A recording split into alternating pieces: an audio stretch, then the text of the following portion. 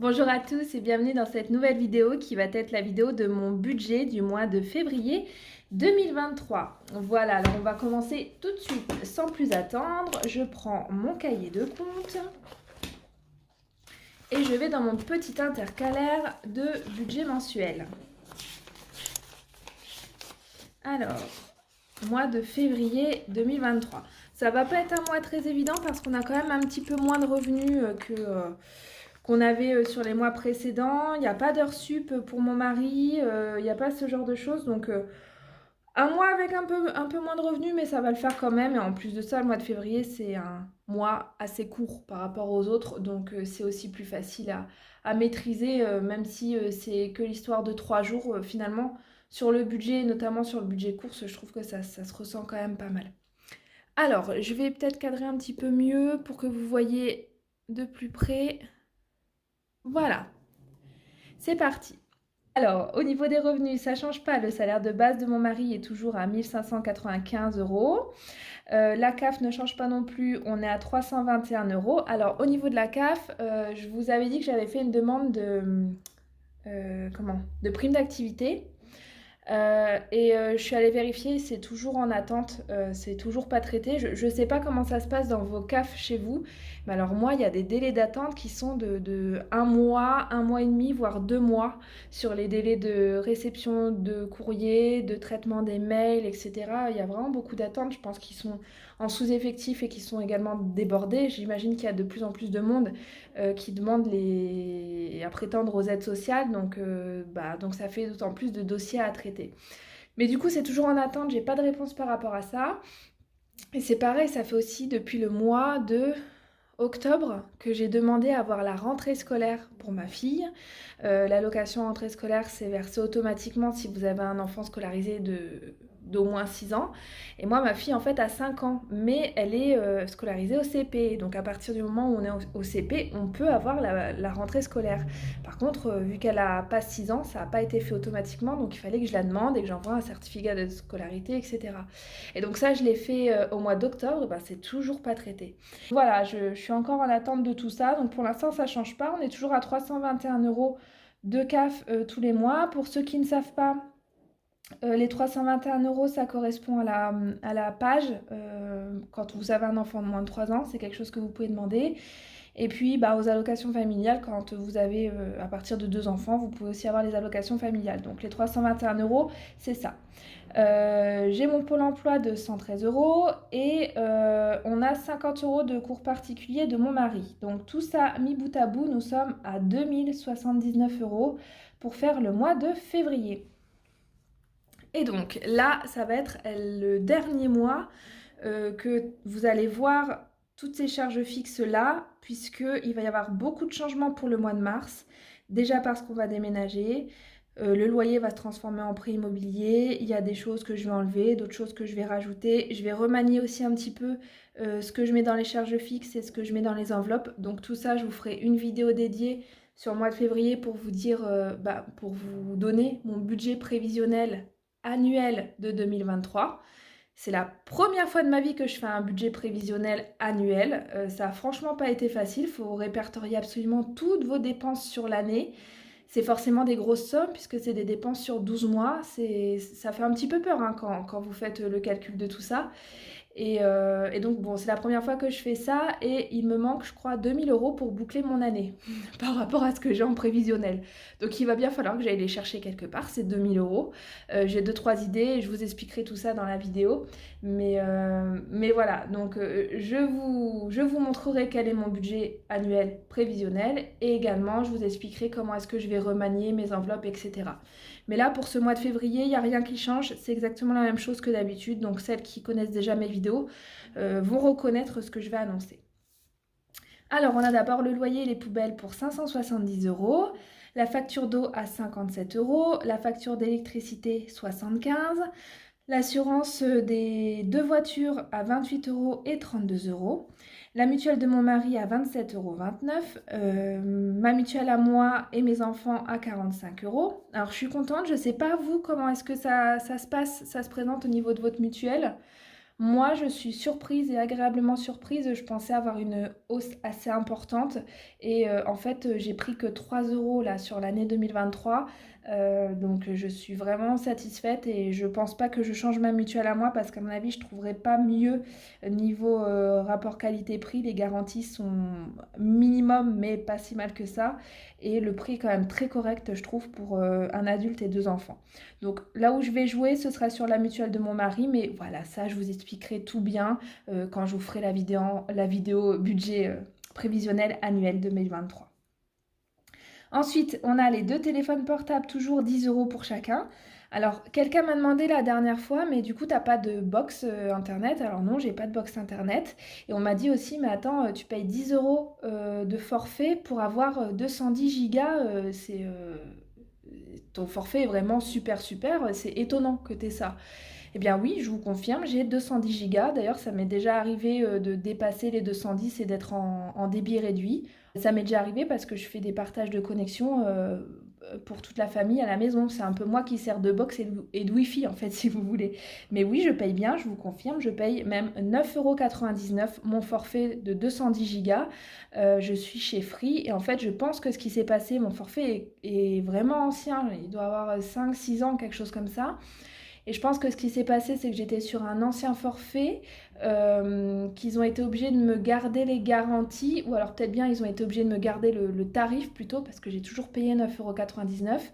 Mais l'ancien forfait que j'avais n'existant plus, ils ont dû me changer certainement les conditions, enfin ce à quoi j'ai droit dans le forfait.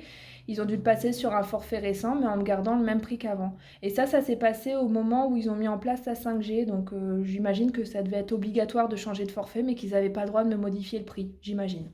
Mais c'est clair que c'est très intéressant, hein, 210 gigas pour 10 euros, je suis pas prête de le changer. Et en comparaison, mon mari, je crois qu'il a même pas 100 gigas sur son forfait, pour le même prix, quoi. Donc c'est clair que c'est très intéressant, je suis complètement d'accord.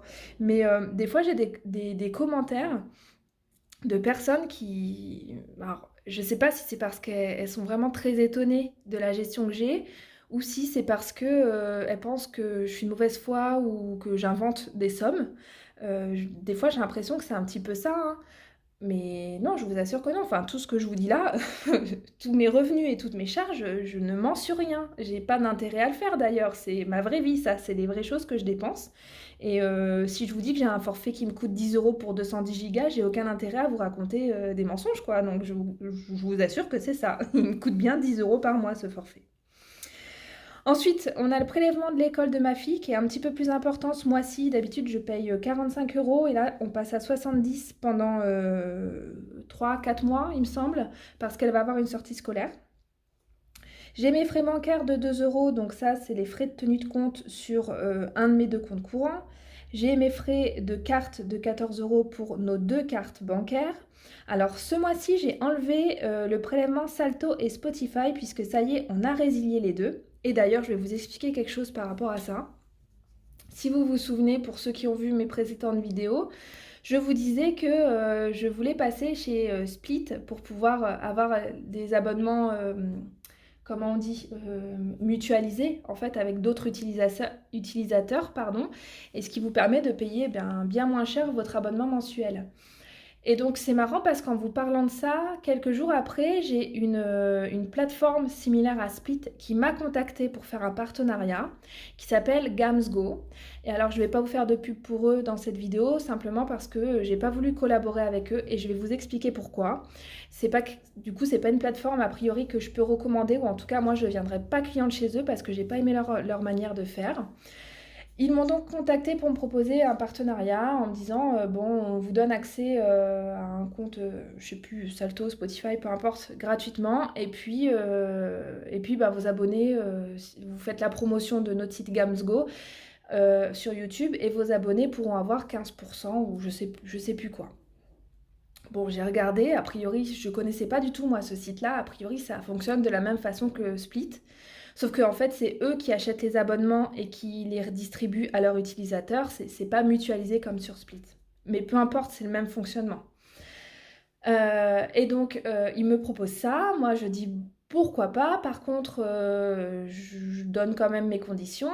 Je veux pouvoir, tester la plateforme pendant un mois pour avoir, un retour objectif pour, mes abonnés. Je veux savoir si, voilà, ça fonctionne, correctement, si, le débit est bien, la qualité de vidéo est bien, qu'il y a pas de problème de connexion au niveau des comptes, que le site fonctionne bien et cetera. Bref, je voulais pouvoir le tester au moins un mois. Et puis je dis également, du coup, je voudrais aussi que vous puissiez me donner 2 abonnements gratuits, sur 6 mois ou sur un an, que je puisse offrir, par concours à mes abonnés. Et ben ils ont refusé. Ils ont tout refusé. Ils m'ont dit: «Non, non, non, donc on vous donne, non mais le truc, on vous donne, accès, gratuitement à, je sais plus, Netflix, enfin peu importe, à une plateforme pendant une semaine et il faut que vous fassiez une vidéo sponsorisée sur votre chaîne, dans les 5 à 7 jours». Vous avez largement le temps de tester. En 5 à 7 jours, vous vous rendrez compte que notre site fonctionne bien et tout. J'ai dit, mais non, en fait, non, 5 à 7 jours, ça voudrait dire qu'il faut que je sois tous les jours sur la plateforme pour regarder des trucs et tout. Non, c'est pas, j'aurais pas un avis objectif, c'est pas ça que je demande. Voilà. Et puis aussi, ils m'ont répondu que pour le concours, bah, c'était non, qu'ils voulaient pas donner d'abonnement gratuit, qu'ils donnaient déjà 15% de réduction pour mes abonnés et que voilà, c'était déjà pas mal. Enfin bref. Tout ça pour vous dire que j'ai été contactée par Gamsgo, que j'ai refusé le partenariat. C'est le premier partenariat de ma vie qu'on me propose. Mais c'est hors de question pour moi que je vende mon âme au diable pour un abonnement Netflix offert pendant 3 ou 6 mois. C'est hors de question. Donc je ne peux pas vous recommander Gamsgo. Par contre, si c'est quelque chose qui peut vous intéresser, sait-on jamais, vous trouverez certainement très facilement 15% de réduction sur d'autres chaînes YouTube qui en font la promotion. Voilà, si ça vous intéresse, vous pouvez aller là-dessus. Mais en tout cas, moi, je n'ai pas aimé du tout leur pratique commerciale, donc je les recommande pas juste pour ça. Voilà, bref, toujours est-il que moi, j'ai résilié mon Salto et mon Spotify. Et puis, bah, je vais passer chez Split courant février. Là, pour l'instant, ils sont toujours actifs parce que quand vous payez, ben, c'est à date d'anniversaire que ça se résilie, enfin au mois suivant. Donc, j'ai encore quelques semaines dessus. Et dès que c'est résilié, je passe chez Split pour les deux. Voilà, et j'ai donc mon enveloppe noire. Pour ceux qui ne savent pas ce qu'est le versement sur l'enveloppe noire, je vous mettrai en haut de l'écran ma vidéo sur le défi de l'enveloppe noire pour que vous puissiez en savoir un petit peu plus. Et donc je suis partie sur 60 euros, mais on va tout de suite tirer au sort le montant pour savoir si j'ai un petit peu moins à mettre à l'intérieur. Et ça m'arrangerait bien parce que le mois de février, là, j'ai pas énormément de revenus quand même pour faire mon mois. Alors, non, ça j'en ai pas besoin. Je suis un peu à l'ouest.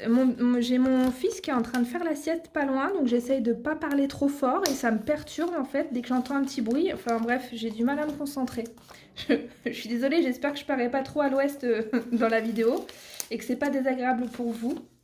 Alors, combien est-ce que je vais devoir verser en février? Oh, je crois que c'est 20 euros. 20 euros. Ah bah ça c'est cool. Ça c'est bien, ça m'arrange. Et vous voyez, on m'avait dit, bah, l'enveloppe noire, en fait, tu sais très bien ce que tu vas avoir à l'intérieur, puisque c'est toi qui mets l'argent tous les mois dessus. Ben non, là j'en suis au 3e mois, je crois, mais je suis incapable de vous dire combien j'ai à l'intérieur. Je me souviens plus des sommes que j'ai versées exactes.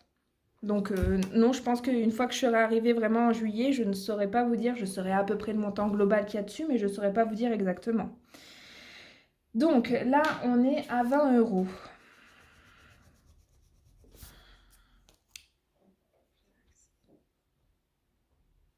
Voilà, j'écris très très mal. Qu'est-ce qui se passe? Alors, donc il faut que j'enlève 40 euros ici.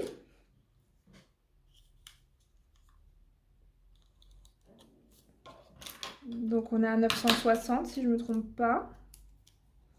Vous savez que moi, et les chiffres et le calcul mental, c'est quand même pas ma tasse de thé. Mais oui, c'est ça, j'étais à 60, donc finalement j'enlève 40. Donc là, j'enlève 40 ici. Ok. Et donc là, eh bien, je vais être à 971.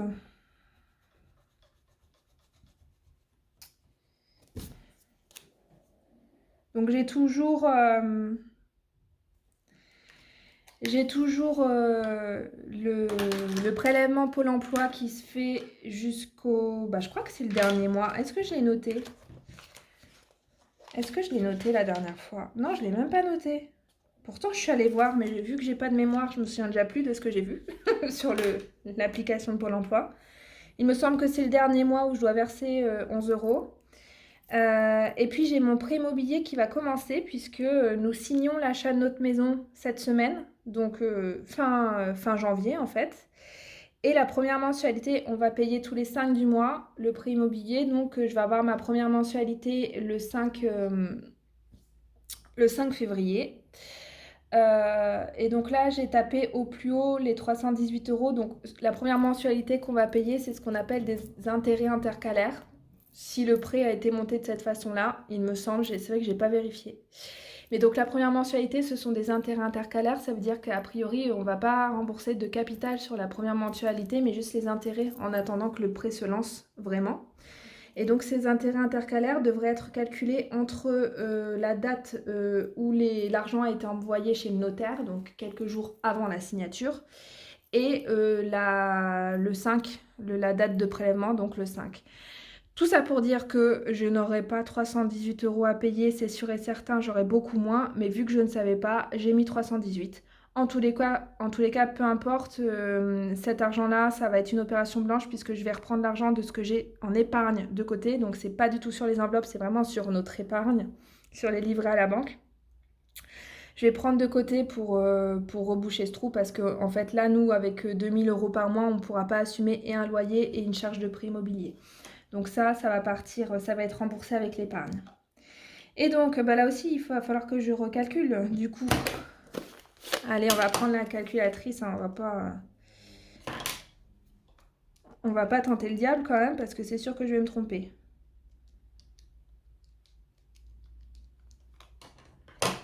Donc, 1117.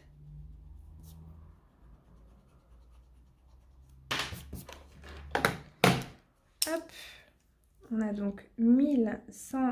non, pas 17, 1107. Ah là là là là.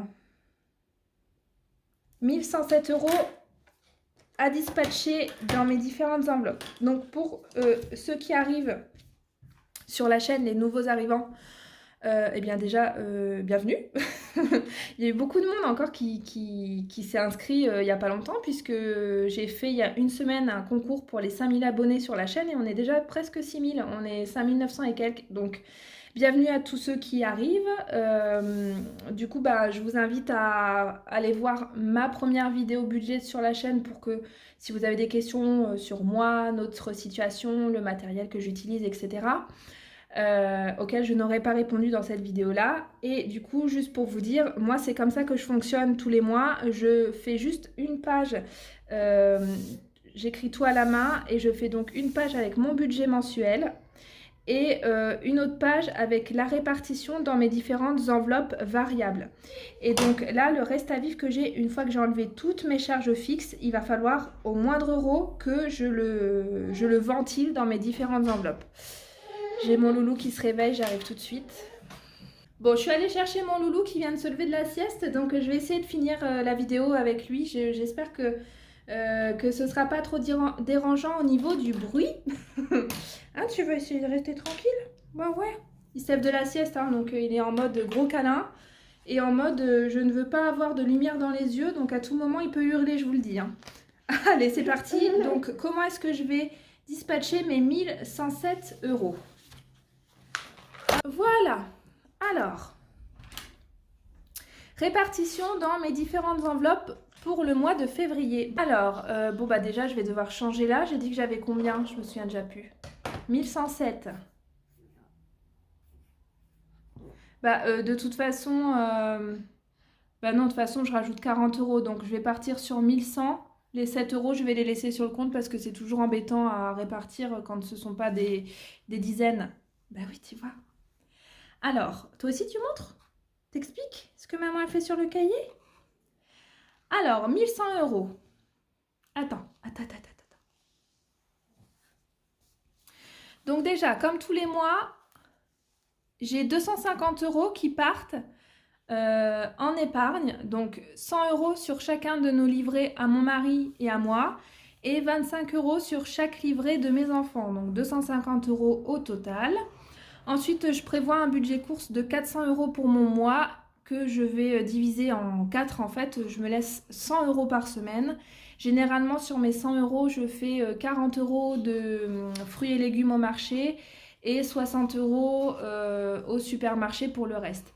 Ensuite, d'hiver, je n'ai rien mis du tout parce que le mois dernier, j'ai mis 20 € sur l'enveloppe et je ne les ai pas utilisés. Donc là, je me suis dit qu'il restait 20 € dessus. Alors oui, je vous précise quelque chose au passage. Moi, en fait... Attends. Moi, en fait, je ne vide pas. Je vous disais donc que je vous précise que moi, en fait, à la fin du mois ou à la fin de ma semaine, bref, quand je fais mon bilan, je ne vide aucune enveloppe.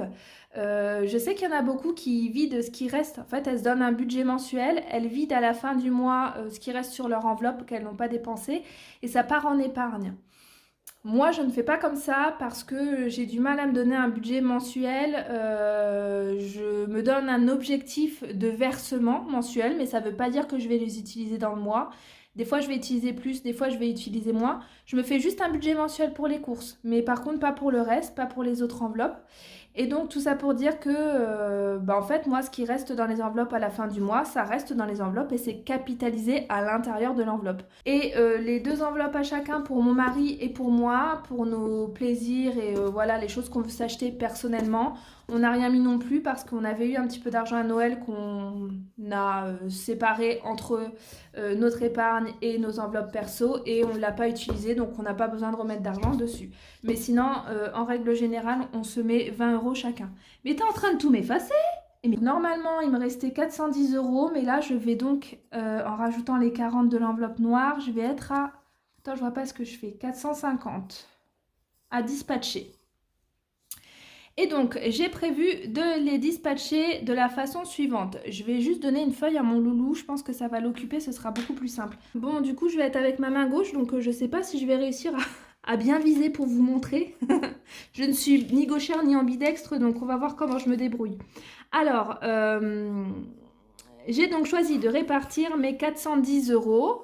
Et donc, je vais après mettre les 40 € restants. On va voir où. Donc, mes 410 €, dans l'enveloppe transport, je mets 30 €. On a fait un plein d'essence qui nous a coûté quasi 90 € là sur le mois de janvier, donc je remets un petit peu dessus. Mais autrement, c'est une enveloppe qui descend vraiment très peu parce qu'on ne prend quasiment pas la voiture. Je mets 80 € sur mon enveloppe chauffage. Alors celle-ci, elle va bien descendre puisque on a eu la mauvaise surprise ce mois-ci de recevoir encore des factures qui n'étaient pas prévues pour un montant de quasiment 650 €. Celles qui suivent mes aventures savent qu'au mois de décembre, on avait déjà eu 800 et quelques € à payer qui n'étaient pas prévus pour remplir notre cuve à fioul. Et bien là, j'ai 3 factures que j'avais un petit peu oubliées de mon ancienne maison. En fait, c'est les relevés de compteurs, ce genre de choses, qui sont arrivées là que maintenant. On a déménagé, on a fermé les compteurs en septembre et on vient là en janvier tout juste de recevoir les factures. Et c'est vrai que vu qu'à l'époque je ne faisais pas de budget et tout ça, eh bien j'avais complètement laissé ça de côté.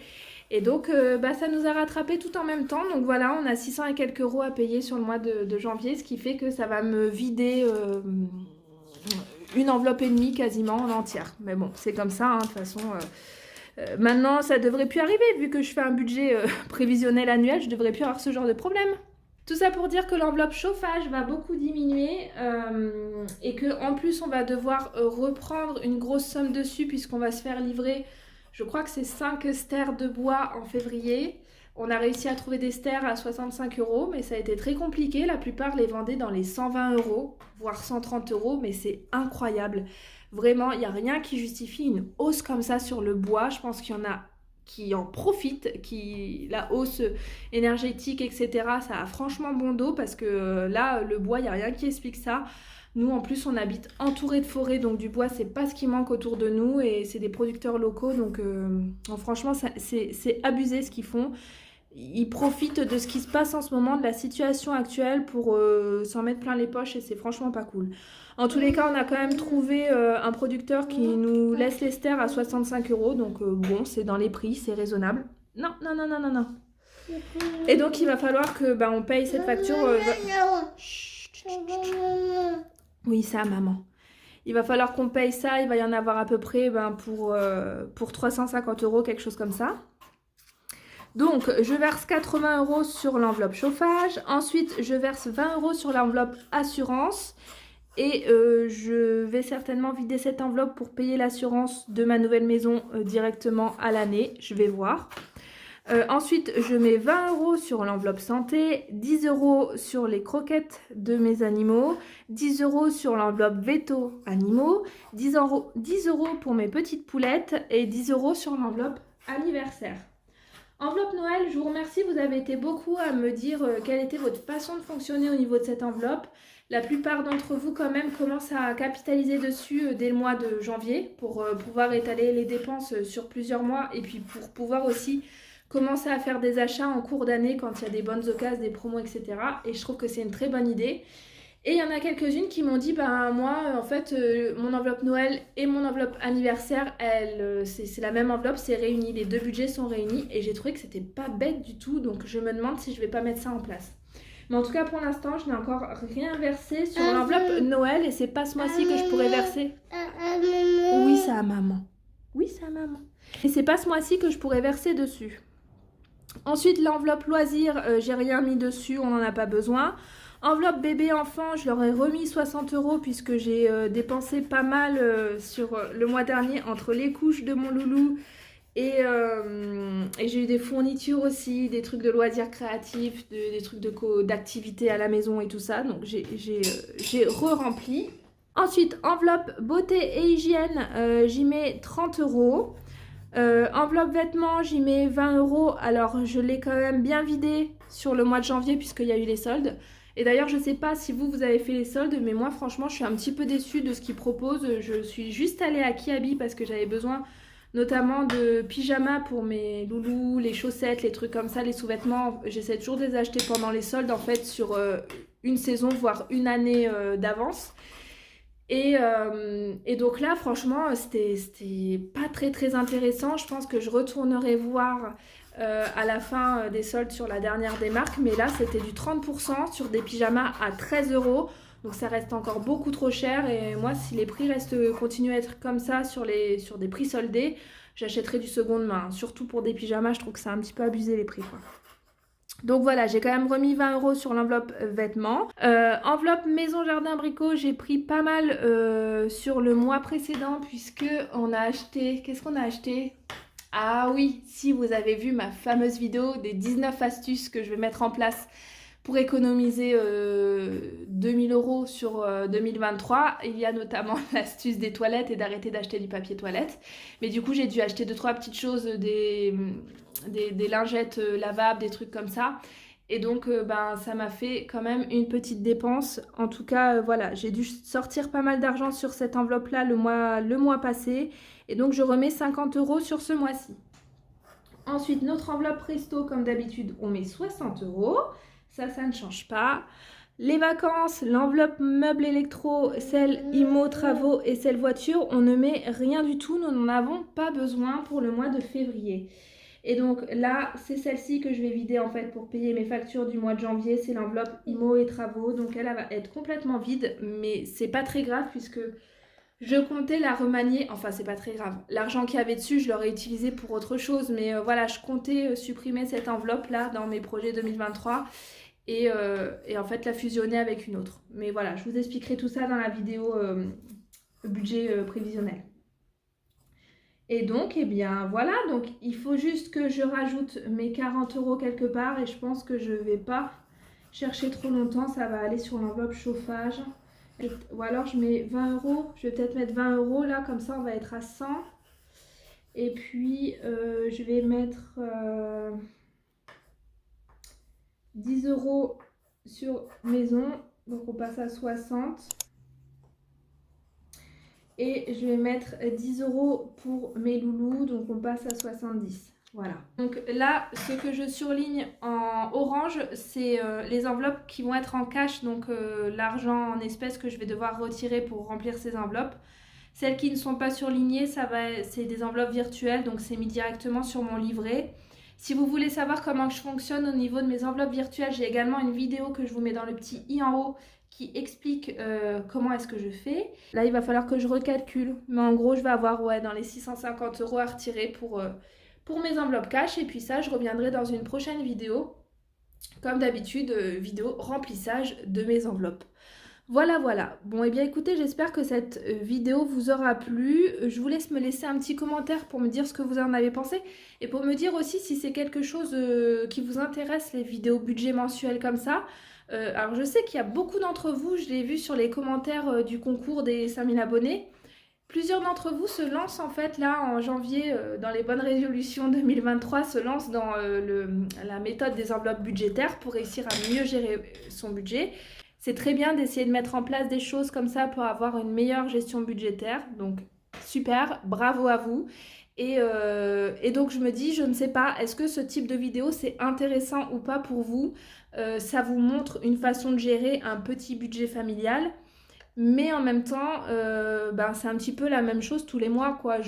Une fois que vous avez vu une vidéo budget me concernant, je ne sais pas si vous apprenez grand-chose de plus.